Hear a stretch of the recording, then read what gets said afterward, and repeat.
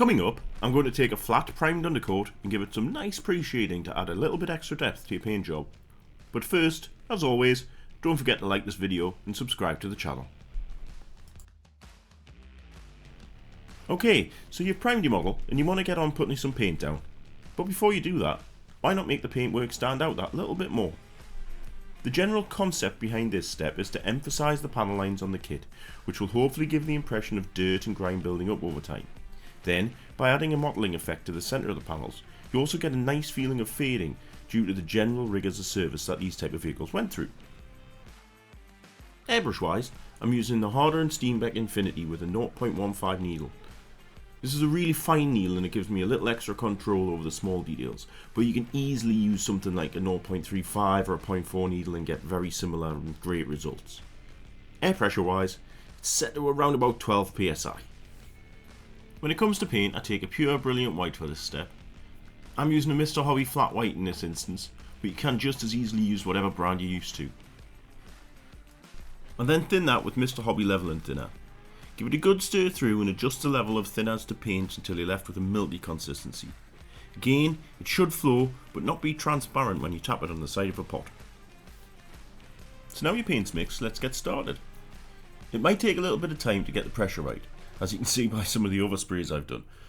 But the idea here is to hit the model from about 20mm from the surface and with a fine mist build up layers of paint. It'll look quite grey at first, but don't worry, when it dries you can go back over it and gradually build up that white. To get the modelling effect, make sure to always keep the brush moving and to keep the flow of paint as consistent as possible.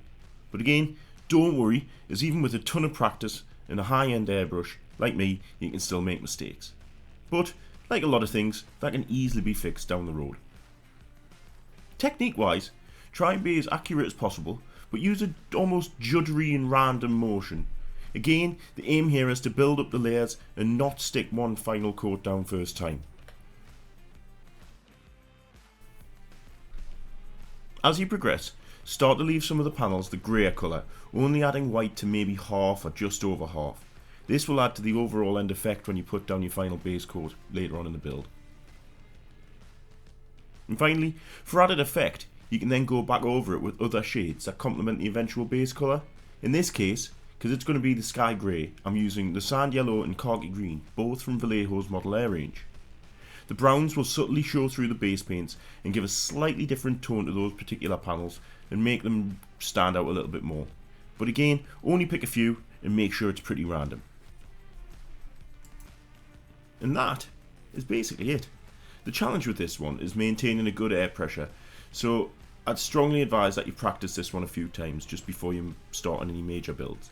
Just making sure that you're used to your airbrush and what it can and can't do, because this H&S one I've got is pretty new, only got it at Christmas and I'm still getting used to it, so there's a bit overspray here and there and it's not quite as accurate as I would like to.